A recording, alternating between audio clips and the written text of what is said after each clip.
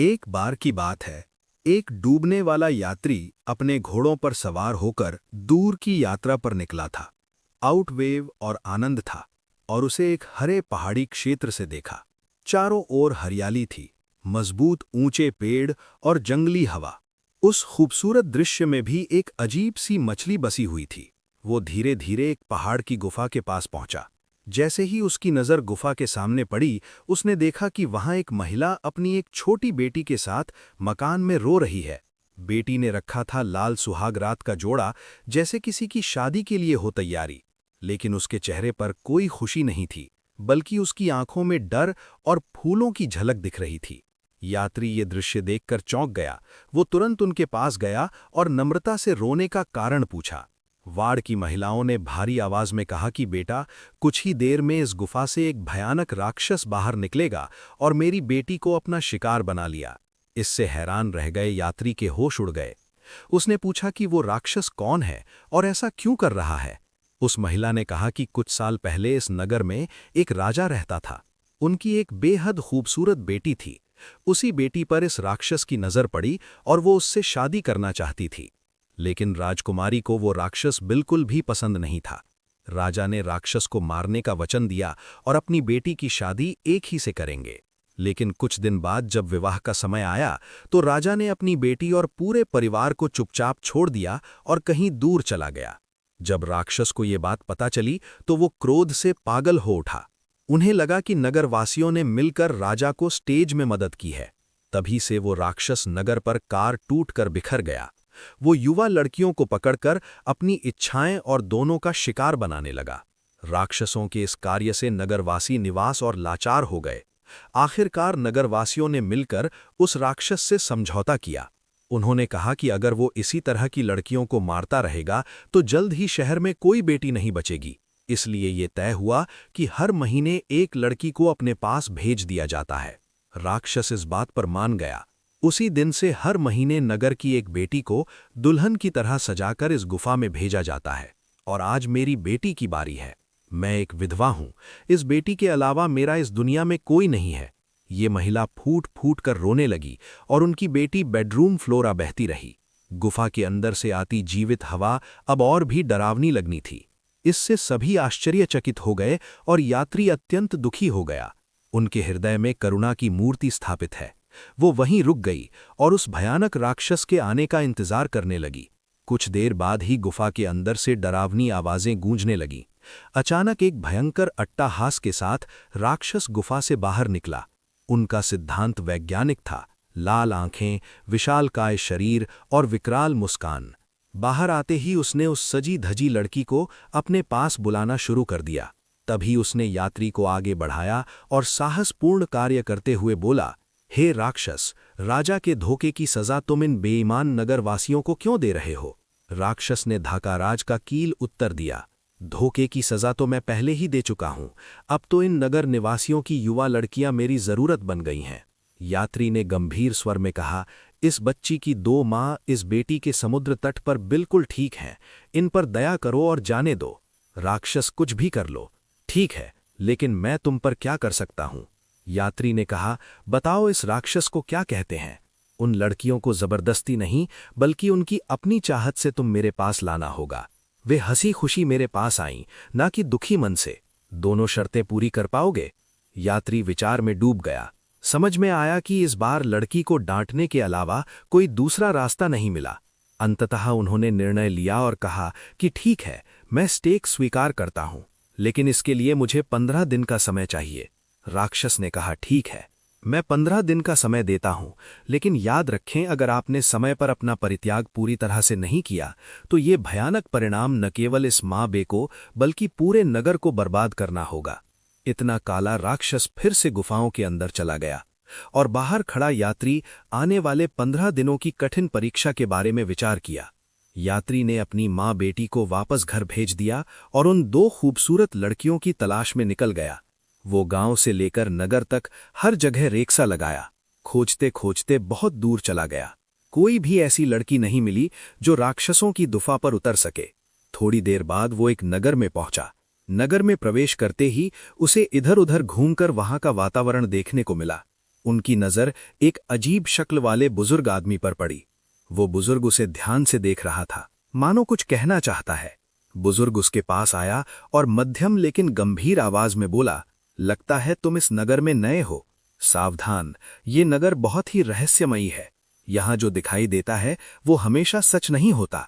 हर समय चौकन्ना रहना, क्योंकि यहाँ कुछ भी हो सकता है। इतना बोलकर वो बुजुर्ग बिना पीछे देखे आगे बढ़ गया और भीड़ में कहीं भी खो गया।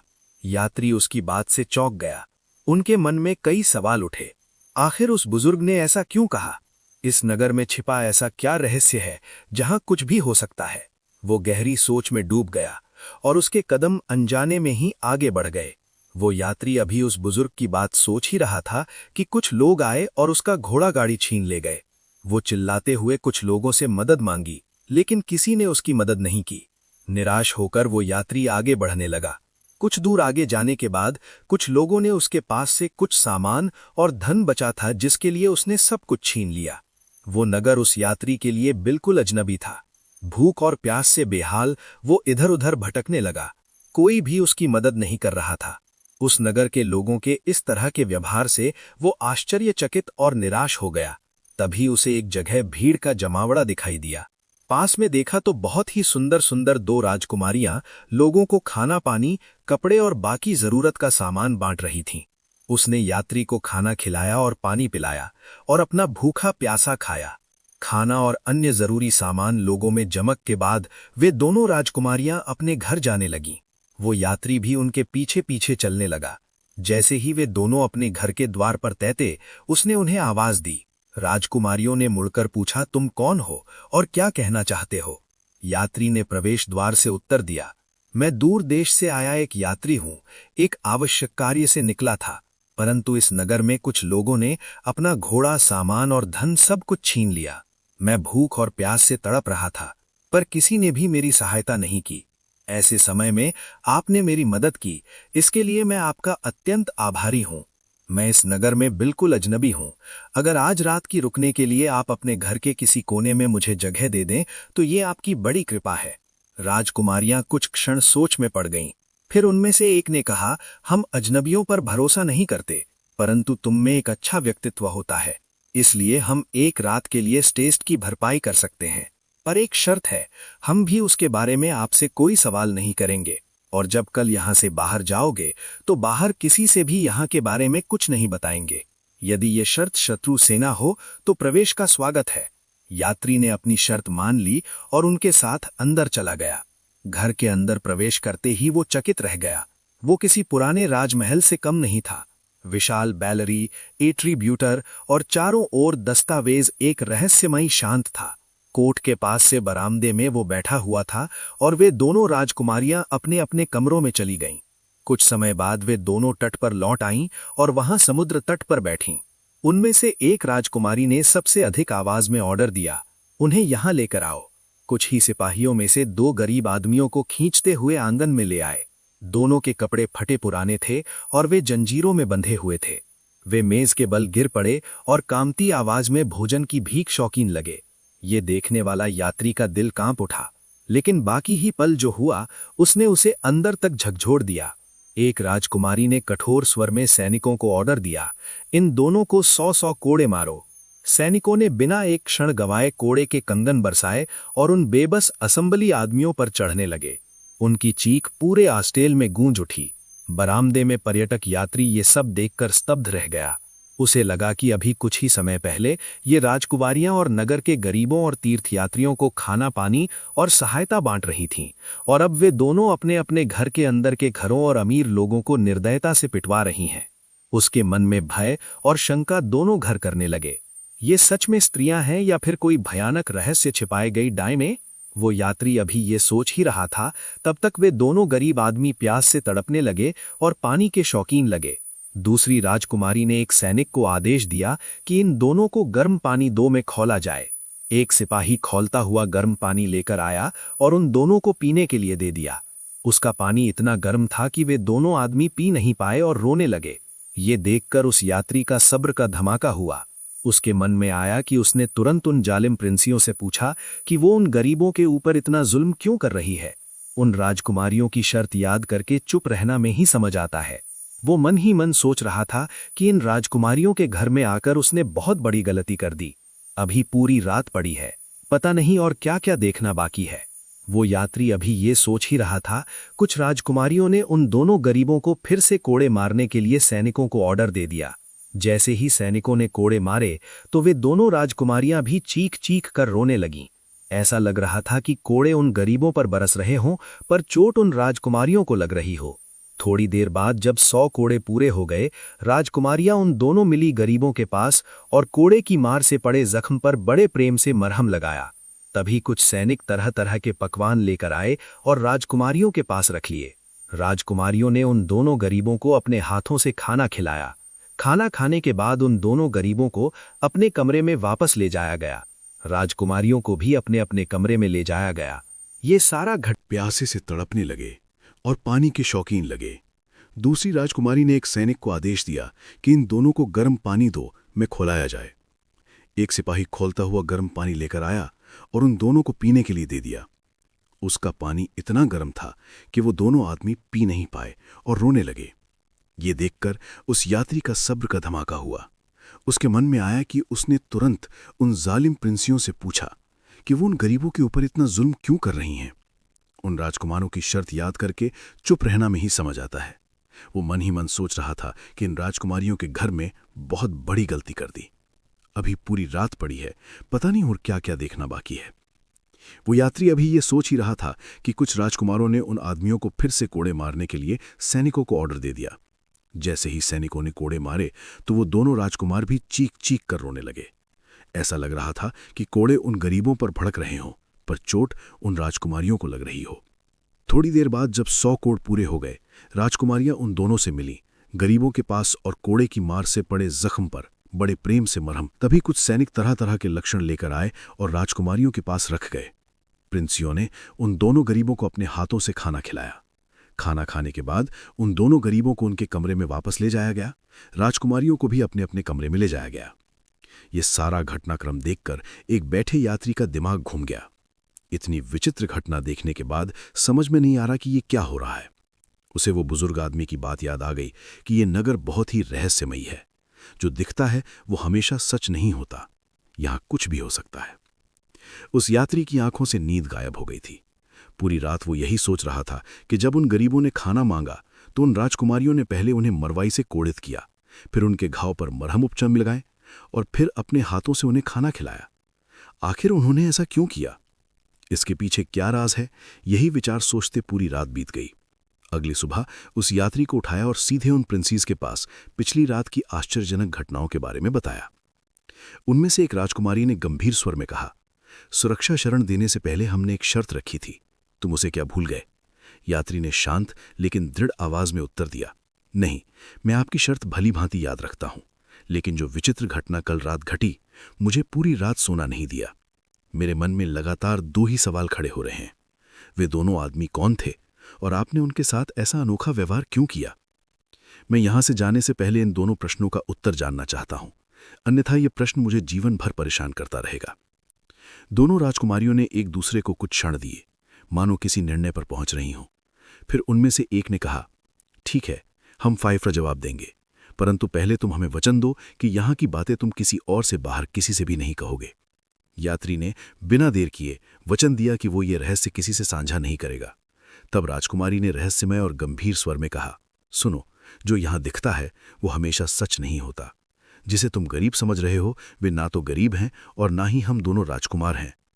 इससे यात्री आश्चर्यचकित रह गया। प्रिंसेस आगे बोली, वे दोनों वयोवृद्ध राजकुमार हैं। इनमें सगा भाई हूं और हम दोनों वेश्याएं हैं और एक दूसरी की सगी बहनें हैं। यात्रियों के लिए यह सब सिद्धांत किसी संकेत से कम नहीं था, लेकिन वो अपनी बात सुनता रहा। राजकुमारी ने अपनी कहानी आगे बढ़ाई। ये बात आज से सैकड़ों साल पुरानी है। वे दोनों भाई एक बहुत ही अमीर राजघराने के राजकुमार हुए थे। बड़े भाई का नाम जयंत था और छोटी का मयंक। हम दोनों बहनें उस समय इस नगर के नामचीनी वेश्याएं करती थीं। जयंत और मयंक दोनों विवाहित थे, फिर भी वे बार बार हमारे पास आए। हमें ये बात नहीं पता थी कि वे दोनों गेटवे हैं, और उन्होंने भी ये सच हमसे छुप कर रखा था। धीरे धीरे हम दोनों बहनों को एक दूसरे से प्यार हो गया। मैं जैन से प्रेम करने लगी और मेरी बहन मयंक से। उनकी पत्नियां बहुत प्यार करती थीं, लेकिन इसके बावजूद वे दोनों भाई उन्हें धोखा दे रहे थे। कुछ समय बाद उनके शिष्यों को यह सच पता चला कि जयंत और मयंक आपस में मिलते हैं और हमसे प्रेम करते हैं। उन्होंने इसका कड़ा विरोध किया, लेकिन उन दोनों ने अपनी नाती और प्यार को पाने के लिए हमारे पास आ रहे थे। एक दिन जब उनके शिष्यों ने घोर विरोध किया तो निष्ठुर ने आश्रकों की सारी हदें पार कर दी। उन्होंने अपनी अपनी पत्नियों को लोहे की जंजीरों में जकड़कर कैद कर लिया और उन पर तरह तरह की यातनाएं दे दी।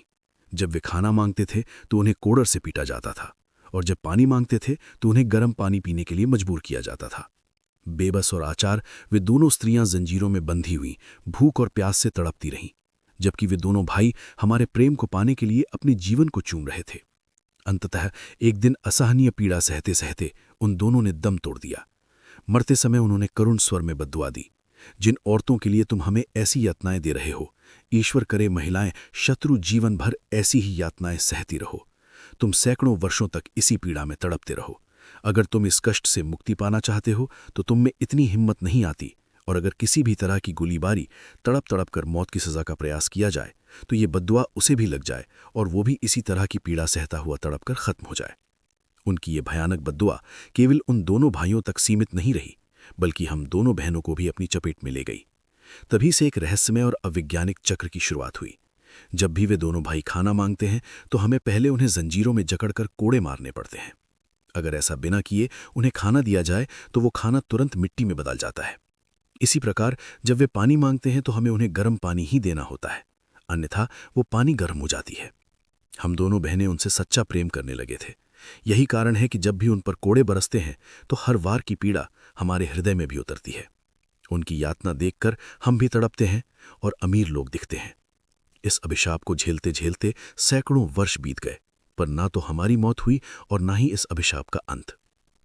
इतने में हैरान यात्री ने व्याकुल से पूछा, तुम कब तक इस अभिशाप को सहोगी? क्या इसका कोई अंत नहीं है? तब उन दोनों ने गहराई से सांस लेते हुए कहा, इसी प्रश्न का उत्तर पुनः प्राप्त करने के लिए हम एक महात्मा के पास गए थे। उन्होंने बताया कि इस बद्दुआ में ही उसका अंत का रहस्य छिपा है। महात्मा ने कहा था कि यदि किसी व्यक्ति को ये पता चले कि ये बद्दुआ उससे भी जुड़ सकता है, फिर भी निडर अपने दोनों के साथ संबंध बनाने की कोशिश की या फिर विवाह लीला समाप्त करने की कोशिश की, तो ये अभिशाप तुम सबसे अलग व्यक्ति पर स्थानांतरण हो। लेकिन ऐसा निस्वार्थ और गंतव्य व्यक्ति की उपलब्धि लगभग असंभव है। उसे कितना भी धन क्यों न दिया जाए, किसी ने भी इस भयानक बद्दुआ को अपने सिर पर नहीं लिया। जब हमने महात्मा से कोई दूसरा उपाय पूछा तो उन्होंने एक और मार्ग बताया। हर दिन लोगों की दुआएं और आशीर्वाद कामना शुरू करो। संभव है कि एक दिन इन दुआओं की शक्ति इस बद्दुआ पर भारी पड़ जाए और शांति से मुक्ति मिल जाए। बस इसी दिन से हम दोनों बहनें प्रतिदिन नगर के लोगों को भोजन, पानी और वस्त्र बांटते हैं। हम उनकी सेवा कर उनकी दुआएं बेचते हैं, इस आशा में कि एक दिन ये दुआएं इस अभिशाप को परास्त कर मांगेंगी और हमें इस आयुर्वेदिक पीड़ा से मुक्ति मिल जाएगी। यही है हमारी श्रापित कहानी। अब कल तुम कह रहे थे कि तुम एक बहुत ज़रूरी काम से आए हो। वो कौन सा ज़रूरी काम था, हमें क्या बता सकते हैं? उस यात्री ने अंत तक उस राक्षस की शर्त की पूरी कहानी सुनाई और ये भी बताया कि उस राक्षस को 15 दिन का समय दिया गया है, जिसमें केवल 1 सप्ताह और बचे हैं। अगर 1 हफ्ते के अंदर 2 खूबसूरत युवतियां उस राक्षस के पास नहीं आईं तो क्या क्या होगा? जब उन दोनों भाइयों ने राक्षस की शर्त के बारे में सुना तो वे चित्र सा चमकने लगे। वे यात्री से शांत लेकिन गंभीर स्वर में, हमें उस राक्षस के पास ले चलो, कहा।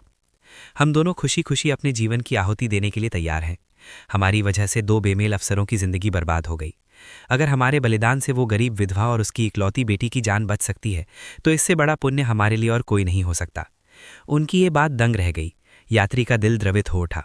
उनकी दर्द भरी कहानी ने उन्हें सबसे पहले ही अंदर तक झकझोर दिया था, इसलिए उसने तुरंत कर दिया, मैं उस राक्षस के पास नहीं जा सकता। लेकिन दोनों बहनों ने अपने फैसले पर अडिग रुक किया। उन्होंने जिद पकड़ ली और किसी भी तरह से पीछे हटने को तैयार नहीं किया। अंततः उनकी दृढ़ता के आगे यात्री को झुकना पड़ा और वो उनके साथ ले जाने के लिए तैयार हो गए। दोनों बहनों ने शादी का जोड़ा साथ निभाया, मानो वे अपने जीवन की अंतिम यात्रा पर निकल रही हों, और उस यात्री के साथ चल पड़ो। कुछ ही समय बाद उन्होंने अमेरिका के बाहर उस भयानक गुफा की खोज की। वहां रुके वे राक्षस के बाहर आने का इंतजार करने लगे। थोड़ी ही देर में गुफाओं के अंदर से एक भयंकर अट्टहास गूंजा और वो राक्षस बाहर निकल आया। जैसे ही उसकी नज़र उन 2 खूबसूरत युवतियों पर पड़ी, उसके चेहरे की झलक से चमक उठी। उसने बड़ी आवाज में बोला, अब देर मत करो, जल्दी से गुफा के अंदर आ जाओ। दोनों बहनें निडर उस गुफा के अंदर चली गईं। जैसे ही राक्षसों ने उन्हें अपना शिकार बनाने के लिए आगे बढ़ाया, वैसे ही उनमें से एक ने उन्हें पकड़ लिया और बोल दिया, ठहरो, हम अविश्वास कुछ कहना चाहते हैं। राक्षस अधीर बजरा, जो कहता है जल्दी कहो, इतनी खूबसूरत युवतियों को मैंने अपने जीवन में पहली बार देखा है, अब मेरा इंतजार नहीं हो रहा। कमली ने शांत लेकिन गंभीर स्वर में कहा, हमें एक भयानक बद्दुआ लगी है। जो भी चित्रांकन हम पर करना चाहता है वो बद्दुआ उसी पर लौट आएगा और वो तड़प तड़प कर अपनी जान गंवा देगा। परंतु अपनी शक्ति के व्यवहार में उस राक्षस को डुबा दिया। उनकी बातों का कोई प्रभाव नहीं पड़ा। उन्हें लगा कि ये युवा अपनी जान जोखिम के लिए झूठ बोल रही हैं। यही सोचकर वो उन पर झपट पड़ा। लेकिन जैसे ही उसने उन्हें अपना शिकार बनाने का प्रयास किया, वो बद्दुआ वह प्रभावशाली हो गया। अचानक उसका शरीर दर्द से परेशान हो गया। वो जमीन पर आलीशान छटपटाने लगा, मानो कोई अदृश्य शक्ति उसके अंदर से जल रही हो। दोनों बहनें शांत भाव से उसे पीड़ा देते हुए गुफा से बाहर निकल आईं। बाहर यात्रियों की ओर से देखकर उन्होंने कहा, अब आप निश्चिंत हो जाइए, कुछ ही पलों में इस राक्षस का अंत होगा और आज के बाद कोई भी असफल लड़की इसका शिकार नहीं करेगी। जैसा उन्होंने कहा था वैसा ही हुआ। कुछ ही देर में उस राक्षस की जीवन लीला समाप्त हो गई। वो राक्षस मरते ही वो भयानक बद्दुआ भी खत्म हो गया, जिन्होंने उन दोनों सेनाओं और उन राजकुमारों को चौंका दिया था। वर्षों का कष्ट जैसे एक ही पल में समाप्त हो गया। दोनों बहनें अपने घर लौट आईं और पहली बार सच्ची शांति के साथ अपना शेष जीवन जीने लगीं। अन्यात्री वो यात्री नगर में प्रवेश किया और नगरवासियों को राक्षसों के अंत की शुभ सूचना दी। इससे पूरा नगर आनंद से झूम उठा।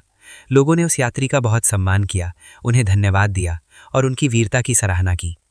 कुछ समय बाद अपना कार्य पूर्ण कर वो यात्री भी आकर्षक मन अपने घर की ओर निकल गया। दोस्तों, ये कहानी खत्म होती है। ये कहानी आपको कैसी लगी कमेंट करके ज़रूर बताएं। धन्यवाद।